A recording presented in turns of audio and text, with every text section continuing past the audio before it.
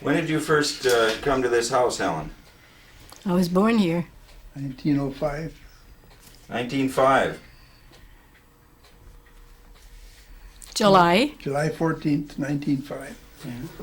So in a few weeks, you'll be Boy, 83. don't count 83.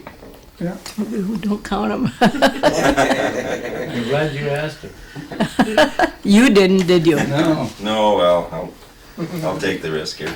And what about you, Mel? When was I born? Yeah. 1910, February 22nd, in the home where Alvis Moe lives now, up above her place. And when did your folks come here? Oh, early 1900. They maybe my dad and mother got married around 1904 or something like that. And what brought them up here? Well, I suppose my dad must have had some friends that went ahead from where he lived in the old country. And he had a Mr. Lindquist with him. And they stopped off. Anton Lindquist. At one time he was mayor of Bayfield. They stopped off at Merrill, Wisconsin. And they worked there about a year. And then they came to Bayfield. What kind of work did he do here?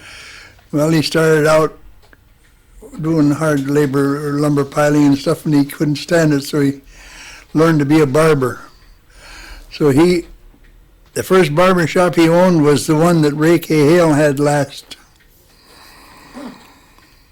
Yeah, that's the first one. And which country were they from? My mother was from Norway, and I'll say Sweden for my dad. Yeah. My dad came from on an island. Maria Hum was the name of the island. And Helen and I made a trip over to Europe in 1972. And I was sort of disappointed very much so, because I'd met a man here in Bayfield that came from over there that had something to do with the Historical Society in Finland and Sweden. And he gave me his address and wanted me to look him up, and when I got over there, he was nowhere around. And the town on this island was so festered with people, it was like Bayfield on Apple Festival. So all I could do was go and find a place to sit down after I found out I couldn't find the man that I was looking for. We took the ferry boat back that night, and didn't have any reservations to sleep. It was pretty tough to find a place. We go driving down the road and we stop and inquire for a place to sleep, and the guy says, well, go to the police station. He didn't know we had women in the car. Go to the police station, they'll put you up. No, we went in the car. We ended up about 10, 12 minutes out of Stockholm in a motor home made by Standard Oil. It was 11-story building. That was the motel. Well, when your dad came up here, and he was already married then? No. No. Got married in Bayfield. Yeah. So he met your mother here then? Yeah. And have you been here all your life? Yes. Never left? Never left here. How come? I don't know. I just didn't have any desire to go anyplace again. What kept you here? I got along here. I had work here, so that's about all. The reason why. How did you two meet? He worked on our farm. My dad had a farm up on a hill, What was your maiden name? Hagberg. And where was that farm? 5 Dead end blocks. road on the Maybe military road. 4 blocks up the Okay. hill. Yeah. Stevenson bought it. Stan's dad bought it in 1940. somewhere in there. You all got your sleeves rolled. Yeah, you Yeah. will too. What else you want? So you were working on her dad's farm. Yeah. How old were you then? My mother passed away when I was 14 years old, and I had this guy here and one other older brother and younger brother and a sister, and I sort of took over cooking and everything, taking care of the house, and then it finally went haywire, and so they left and went down the state, and I come up here and went to work. So I've been here in this house since 1925. So you met her on the farm then? Right here, yeah. Her mother passed away when she was about 21. So she's been cooking and keeping house, since.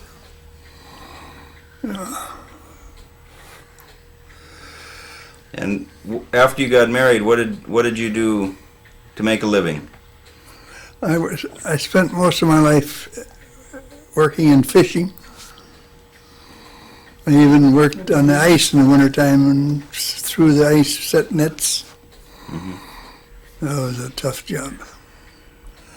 Who did you work with, or who did you work Fellow for? named Eber Badin paid me 25 cents an hour and he got good money for his fish then too. And he wouldn't pay much. Sometimes when we were coming home, it was dark, early evening, and he'd look at me and tell me my face was freezing, so I'd have to wrap it up with a burlap bag or whatever I could find. Then he'd have to do the same. And sometimes the snow was so deep we were on skis and the dogs seemed to be able to pull the sleigh on top, wide runners or something. So we had to have an axe and a long running line rope and a shovel and different tools with you beside, and then you haul home 200 and some pounds of fish. But that was in the wintertime. Mm-hmm. What about in the summertime? What you do? Well, I didn't do much fishing on open water. I spent my time buying, working for the guy that bought the fish. And I'd grade them and weigh them and so on. Well, I worked for Irving Hadlin for about maybe 7 years or so. And I smoked fish for him and did a little of everything. Then I moved over to Ottawa Keene, owned the building where Bodine is now. Ottawa Keene and Company from Milwaukee. I got a job there, and I stayed there for 28 years. That was a fish company? Yeah, I worked for them until they sold to Bodine, and then I worked for Bodine until 1975. You put in a few years there then? I started out in the fish business, working in the fish business when I was a young boy. My mother was still living, so I'd have to be maybe 11, 12 or something like that. You remember S.L. Bhutan? He had the fish house and dock right where the marina is now. That's Solly Bhutan? Yeah. Well, I got a job panning, they called it. They had pans about that long and about that wide, that deep, and you had to put you had to have two herring in your hand all the time. Heads that way with two, you put one in the middle, keep filling her up, tight pack, and then they would haul them into where they had ice bins. They'd put a layer of ice and a layer of salt. Then you put 2 layers of fish pans, and then more ice and more salt, and kept on until you got her filled up. Next morning, they run it through a conveyor in hot water to loosen. And they put the fish in boxes that, they'd hold 147 pounds. And they haul them with a team of horses up to the depot, railroad tracks, put it in refrigerated cars, and ship it all over the country. So it went out of here by train. Mm. Everything was trained them days. And how many worked over at that place? At Bhutan's? Yeah. Well, he'd have to have 24, 25 dressers dressing the fish. And then about 6 of us young fellows panning. And then there had to be a man scooping.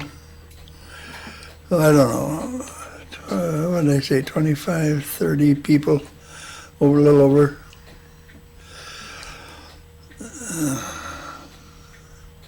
Get some water? Should we get you a glass of water? Yeah, may I leave? Huh? May I leave? Yeah, why don't you get it? Raise your hand. Get it. Oh, I forgot.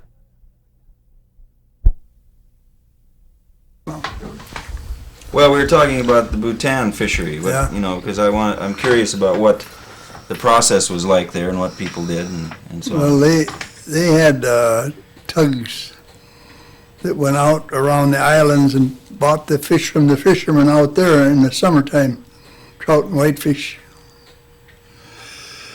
I remember that R.T. Roy, it was on the bottom most of the time.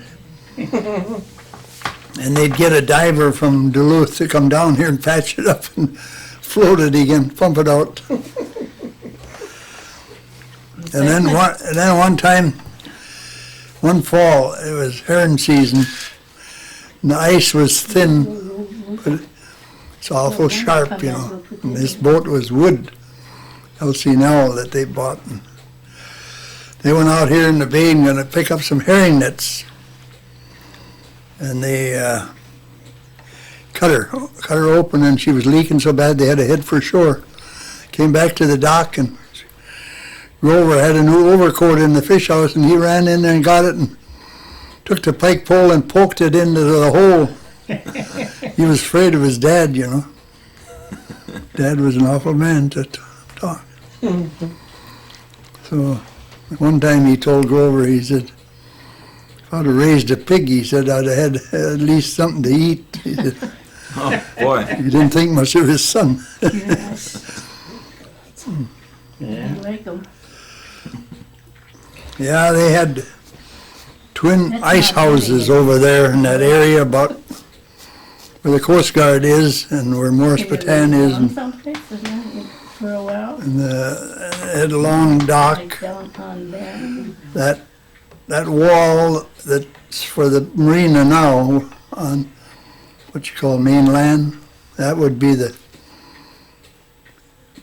part of the slip of Saul Bhutan's.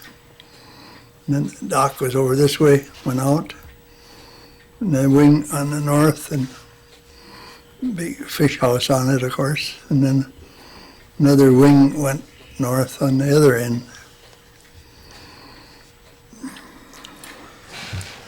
Were the Bhutan and Booth fisheries ever connected? No, No. no. Booth was always alone. But you never worked for Booth? No, We got that one mixed up too. never worked for You worked Booth. for Hadlin and Bhutan and Bodine. From Keene. And Keene, Otto L. And Keene. Keene. So you never went out on the boats then and gill-netted? Yes, I did some. Yeah. I'll never forget one time we were out here in the bay and we were going to pick up some chub nets. And I guess we had broken the gang and we were grappling. So we had a grapple hooked down and we got a hold of something, and it was Chili Defoe and I. And here comes the telephone cable. We got it way up on the stern deck, and then we saw a ferry boat coming, and we thought, gee, they're coming after us already. So we dropped her, and she had lots of slack. But you didn't break it. Huh? No. Did you ever have any close calls out there on the water?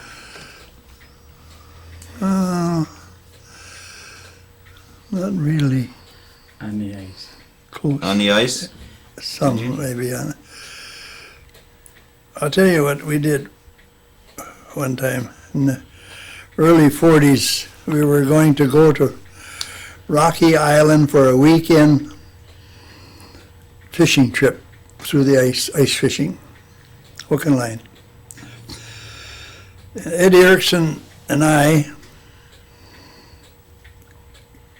were the last ones to leave here. We had to work or something, and we stayed late. Jalmer Edwards and Julian Walksmith and Laurie Nurse had gone ahead with the Model T. Ice was standing up always when we got to cross the channel to get to the island. Well, we got there and got in the shack and settled down, and the wind started to blow. And it blew, and it blew, and the ice cracked where the truck and the car were, and water came up over the batteries. Had to take the batteries out and put them up in the shack. And we were stuck there for, well, the middle of next week we were eating pancakes once a day. So I said to Eddie Erickson, I said, we better get out of here. Snow was deep on ice. We had radio, and we've heard that the schools were closed in the Twin Cities, and it's bad all over. I said to Ed, I said, well, I want to go to Bayfield. Oh, okay. And we looked in, I looked over across the bay in the east, and I could see sundogs, and I knew that meant wind. So when we got out on the ice, he got in his head we should go see Governor Olson on Manitou, get a cup of coffee and a piece of bread or something. So then we walk way in there. Then I went ahead and broke the trail. He developed a sore hip or something, and when we got to Camp 5 on Oak Island, he wanted me to go in a cave and make a fire and stay there overnight. I said, no, I said, we can't do that because you'll freeze on one side and burn on the other. I said, let's try to make it to Harbor Lodge. And okay, I looked all day long after we got to from Camp 5 Oak Island to this way. I'd go back and pick him up, and he'd tell me, nah, leave me lay here and freeze to death. I don't care, he said. That's the way he felt. Well, then we got closer and closer to mainland, and I went in, I was going to get a sleigh from Reuben Gustafson and pull him in. But he had too much pride for that, so he staggered in, and they laid him on a lounge, and I got a cup of tea and a piece of bread with some peanut butter from the lady, and I gave her $1. And I took off. I didn't know anything about the ice on the shore. It was like this floor almost. I didn't know that. So I went up and walked the government road, deep snow. I met George Nowago up on the government road when I got up from the Harbor Lodge road. He had been to a place and bought a full gallon of wine. Here, Matt, he said, take a good swig of this, you'll make her to 13. So I took a good swig of the gallon of wine and took off, and I got to 13. It was dark, you know, and Paulie Tribovich come along and give me a ride to Bayfield. Then I had a report to Ed's wife and his mother, and oh, they were all so worried. Oh, we got to get Ed, yeah. So Ed had a horse here in the barn that he bought from Noring. A good horse for pulling a cutter sleigh in the snow. So Mel, his brother Mel, and I took the horse, hitched up at 8 o'clock, put some blankets in there, and headed for Harbor Lodge. We got out there. She said Reuben took him along the beach and got him up over by the Catholic Church, and the policeman from Bayfield picked him up and gave him a ride home. So we had to go back again. And it only took us an hour to go out and back. That horse was just, I'd hold on the reins, you know, and tight, and she'd go faster and faster. So that was one experience. And then one time I was ice fishing out by Michigan Island, and there was open lake outside, and the wind blew the water in. It was, oh man, the water was getting up on your knees, you know. So I had to get out of there. But I never did have an experience where the ice broke up and I went adrift or anything like some of the other guys. A lot of guys from here have been drifting, you know, on an ice floe. No. So that's... You want me to tell you about when I was a little boy? Sure. When I was a little boy, I lived in this lake practically in the summer months. And the mill was running here, and they had lots of lumber, planks and stuff. I got a couple of planks, I don't know if they were 12 inches wide, 2 inches thick, 14 feet long or something. Get a couple of planks like that, and I'd nail cleats on them to hold them together and make a raft. Then I'd make myself some kind of a paddle. And I'd go out here along the shoreline toward Royce Point, and I'd pick up logs. Take one log at a time and tie it onto the raft and paddle to shore. And I got a quarter for that log from a fellow that worked for, his name was Frank Smith, worked for Booth. That's how he got his winter's wood. Kids would pick up the wood along the shore. So, yeah, I spent lots of time in the water when I was a young kid. Yeah. Up in this country, you start working young. Yeah. Yes. Yes. Well, who did you run around with? Who were your buddies back then? Oh, I had one good friend that we stuck together quite a bit. Melvin Johnson, his name was. And,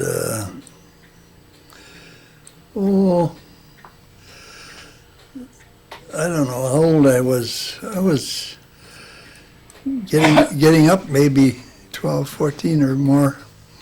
When the Raymond boys, you remember them? Raymonds? Yeah, they're my relatives. Chummed with them some. They are? Oh. With Cousins Henry. are. And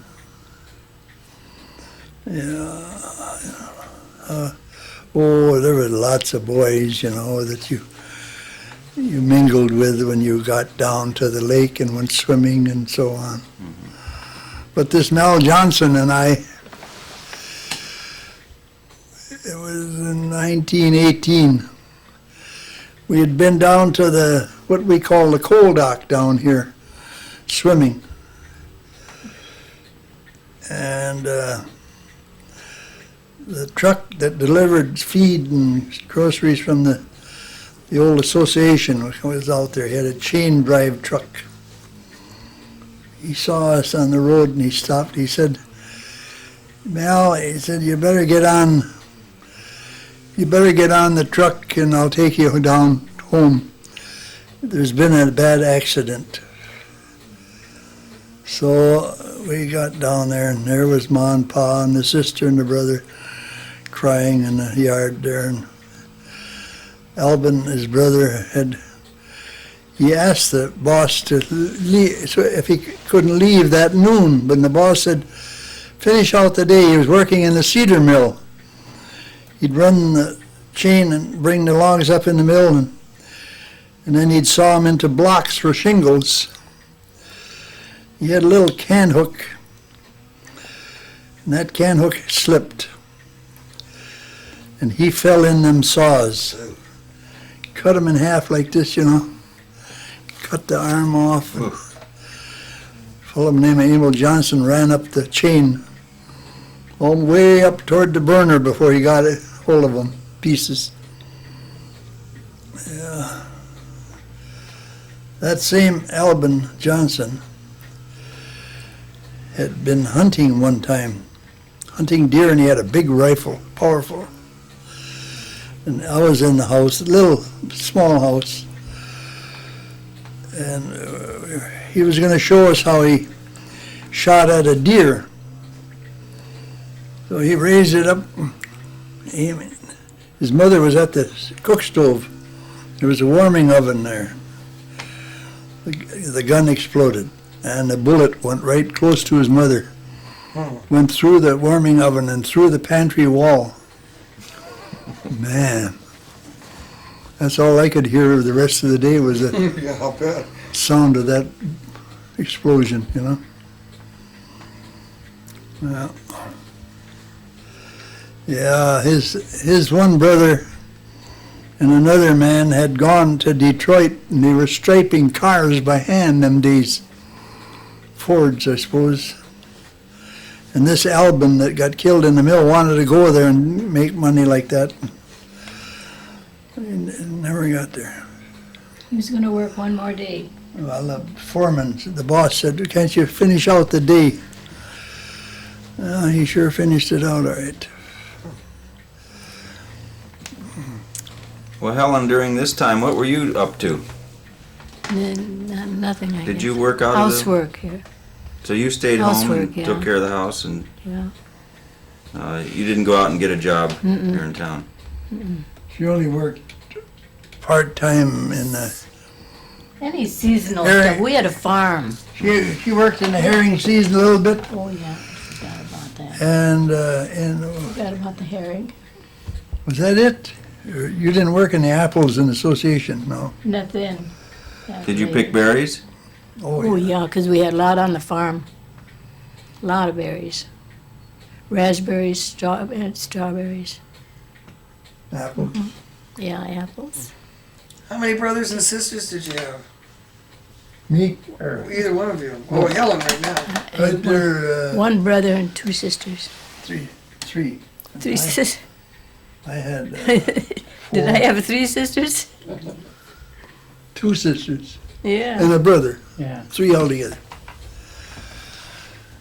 And I'll you go knew... the other end.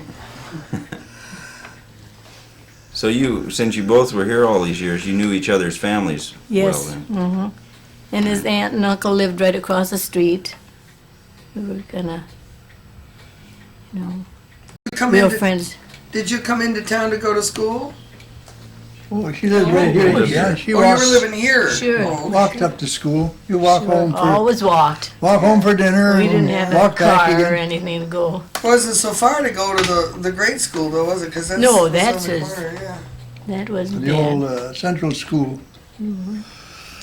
But up to high school was kind of a long ways.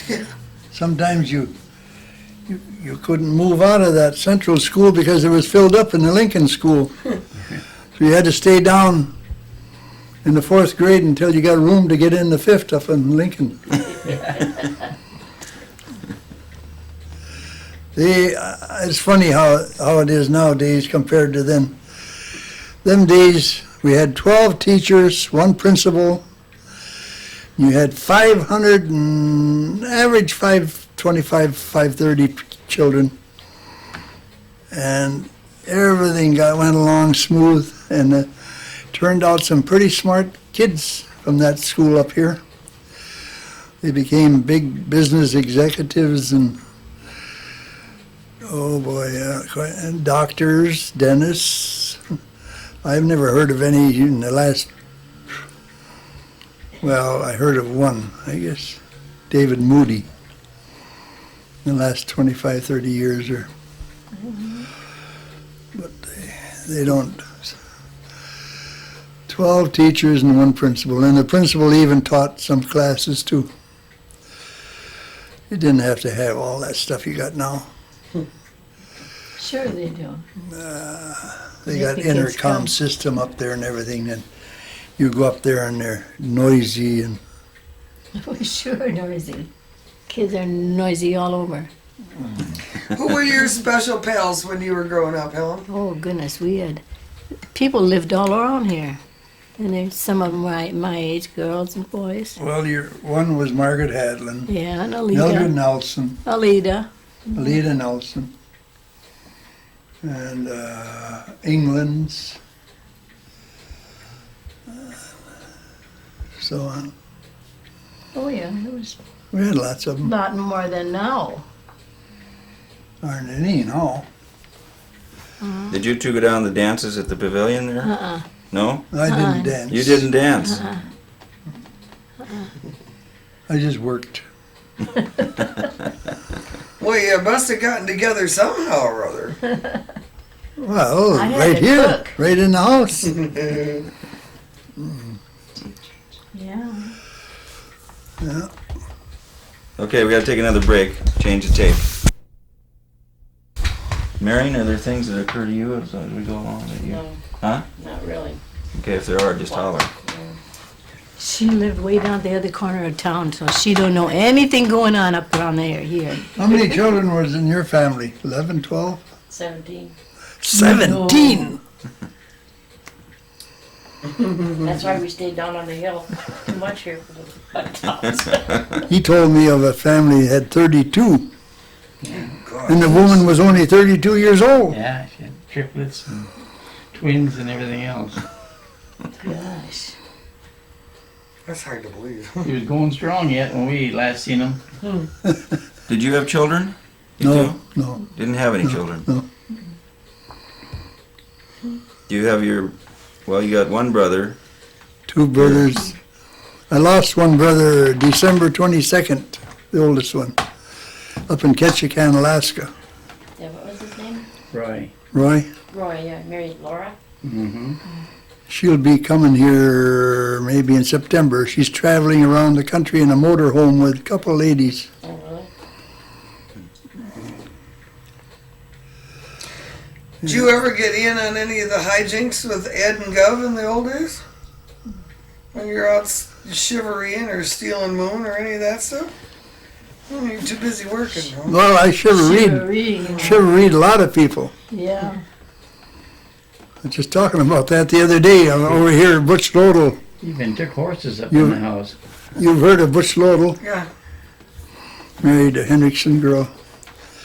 Went over there to chivalry him, and there was a narrow window up there in the upstairs, and they were up there. She was throwing water with a dipper at us like she was going to chase us away with that. Now, describe this shivering. Now, when did that happen? Oh my, that goes way back. Whenever anybody got married, What would you do? one time we went down the mill and got circular saws and used big bolts to hit it with. And they put And, something in between in the middle so they carried them and shaking banged 'em. cans that were tied together and anything that would make noise. Then finally the groom would give in and take you down to the ice cream store and treat you. Oh, that's what it was. Yeah. Some nights we'd chivalry a couple of them. Well, you must have had enough ice cream and pop then. Oh yeah.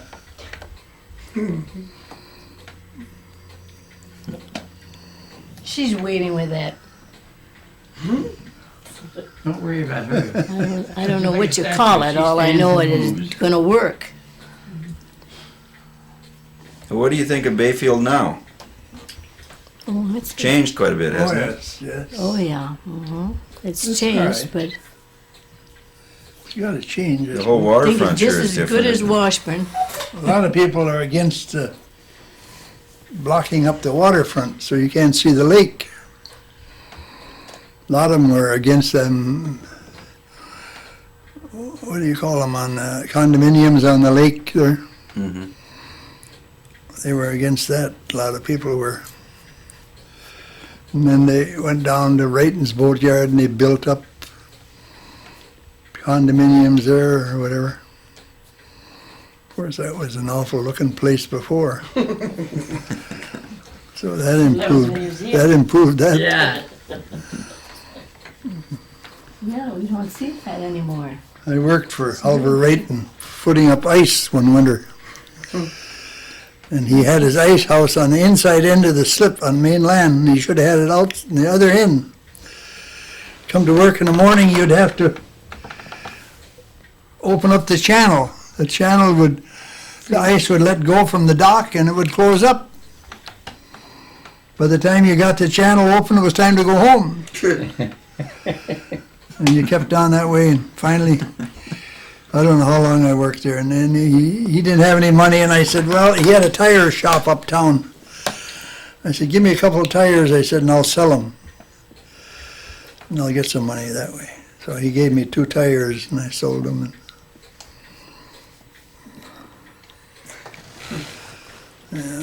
Where'd you go downtown to get ice cream?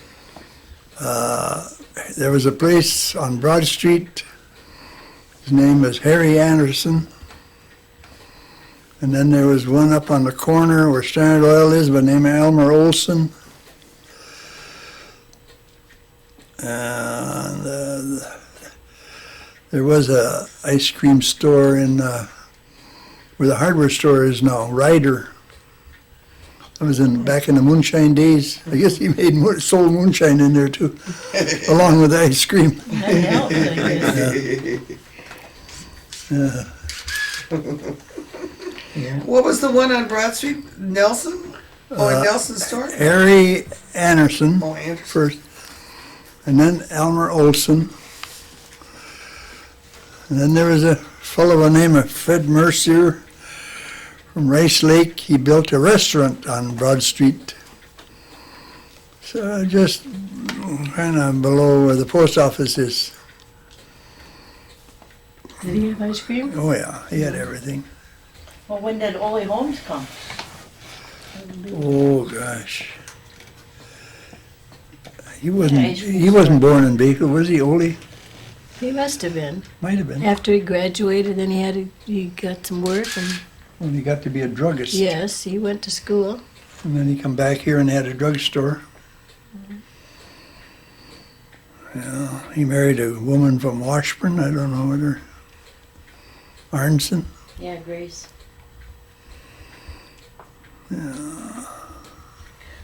Where were you when the flood hit? Here. Right here. Right in the house? And I didn't go out in the night because it was dark and dangerous to go out. So next morning I was going to try to go to work. And there was ravines, opened up, and you had to walk down and Over up by the the bank. church, the Lutheran church over The highway washed out there. there was nothing. You had to go down like this, and And then I heard about the cemetery, so I went up there because I thought maybe it would be the regular cemetery that washed out. But it was the one on the lower end, the newer part. The way they figure it, the water came right down the Blacktop Road and turned in there and washed them graves out. So I went up there and I could see caskets, open and legs sticking out. And some had meat on, some were just bone. Some looked just as good as the day they were buried. But a lot of them went down the hole, down the ravine, I don't know. There was undertakers Down the work. lake. They worked there for weeks, picking up. Did you help dig those out? I know Ed Erickson was. No, I didn't. Yeah. Yeah, he'd be in on it. Yeah. Now, why do you say that with such a twinkle? Well, he's generally in everything. But Did the ravine behind the house here get any bigger in the flood, or was it always like that? it's always like it's always that. been that way. There's a little stream around the curve, comes under the highway in an old culvert, and one time it rained so much that highway washed out there Oh, for heaven's sake. from a little creek that hardly ever had water in it. This one time the water seemed to find its way down there and washed the highway out, and somebody had just gone across. Down she went. That reminds me of what down she went that on the old bridge years ago, the bridge before the one we got now. They tell me Maud Jelnick went across there with some cows, and when she got across, the bridge fell down. Not the big bridge, the Yeah, big the one? big Oh, one, yeah. Then we had a bridge down here between the Conoco station and Rittenhouse. They finally filled that in. You could hear the horses going over that bridge, you know, the planks, all hours. We didn't even offer those people a chair or anything. You know, sit on their thumb. Yeah, so I remember a fellow by the name of Theodore Ernest. Mrs. Goldman lives in that house. There's so much decoration on. I was going to Central School. He's coming down the sidewalk. I had to go across the street. He was always gonna cut my ears off with a knife. You must have done something No, that irritated he was just a him. mean old ornery I know, man. but he's probably... What, he holler at you as you came by?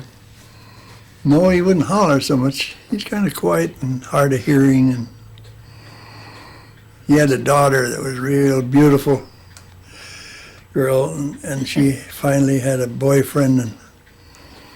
And the mother was okay. She let the guy in the house, you know.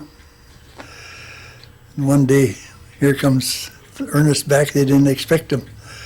He had to send the guy out through a window on the north side. Because the old man didn't want his daughter to have a boyfriend. When the flood came, which company were you working for? Keen's? Hatland, I think. Because that was in the early 40s. Yeah, 42. Yeah. Well, what was the condition of the buildings and stuff when you got down to work that day? Well, They weren't as bad as they expected. Really? I remember that they... But the what we call the slips where the boats came in was full of debris. And over to where Bodine is now, that slip that's in line with what, is that 2nd Street? Mhm. That was so full that the boats came out of the slip altogether and were up in the air. It was full of everything from the drugstore and an oil station and Bakery. drugs and cans of oil and grease and so they had to dredge all that out, of course, and haul it away so they could get boats to come in there again. Yeah, Have you got the only way you pictures could of the flood? the only way you could get out at Bayfield that time was to go on the lake. And one other time we were stranded here for a week. It was 1922 in February. The Ashland boys were here playing basketball, high school team. And we got a snowstorm. That Did we get snow. We must have had drifts that were over 20 feet deep. Seems like you could go down the street and lay your hand on the roof of a building standing on the snow.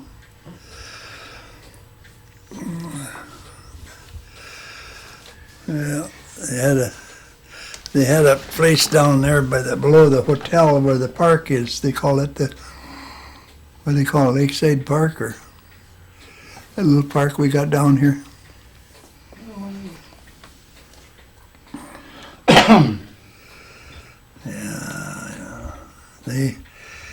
They were going to have a masquerade party dance or something in there during that time with all that snow and in that opera house. And it caught fire that night. But they got the fire out that time. But I guess it did finally burn down. 1923. That was That was the last high school graduation class. affair that was held in that building, our class. Oh, really?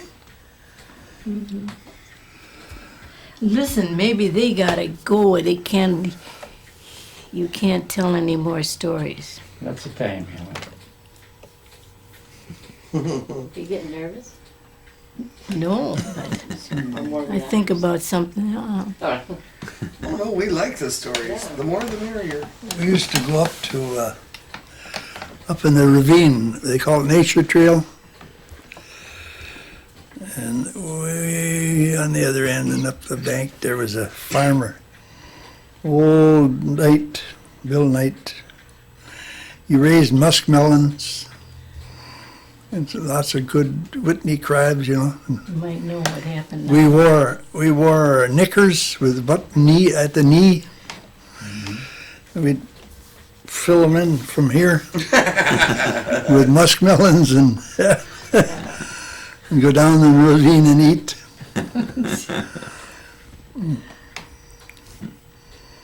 And, one time I had a guy chase a couple of us. We stopped and we just used our hands and got a couple of potatoes from under the plant. We were going to roast them up in the shack in the woods there. Boy, he was a tough guy. He chased us. He chased us all the way to that shack almost on account of them 2 potatoes. And then one time we were over here to Holston's, where Dunkel lived. And it was after apple season, but there were a few hanging on the trees.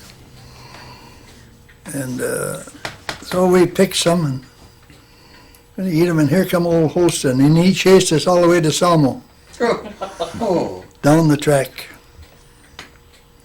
you're running the wrong direction. Them apples would have gone to waste. Season was over, getting cold. Yeah, that many years ago, the first thing in the spring, everybody would walk out the track here. And they'd go as far, there was a place out here, they had a bridge called the Devil's Hole. And you'd see girls and boys, first streak of the spring, they'd go on that track and walk out there and around the Devil's Hole. And there were a lot of wintergreen berries. They'd pick wintergreen berries and fool around a little bit and walk back home again. You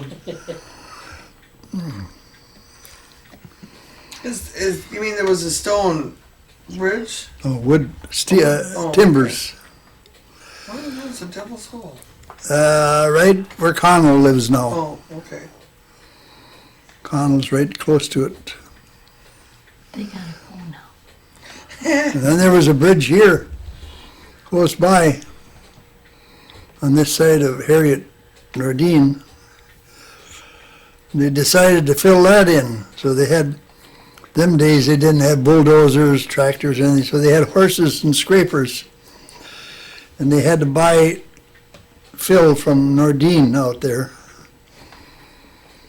And as they were scraping and hauling that dirt over to the fill, they ran into a lot of bones. Indian cemetery, I guess, or something.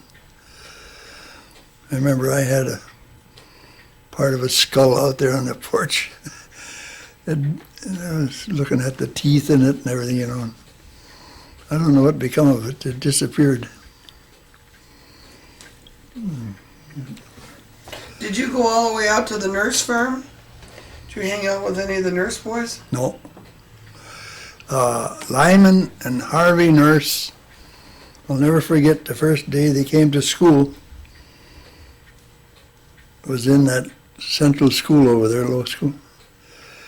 They must have been tutored at home or something, because Ma brought them to school and she had to stay with them the first day. They lived right across the street here for a while. Oh, really? Right in. Did they live in the Ole Adlin house? Yeah, yeah. Emil Johnson and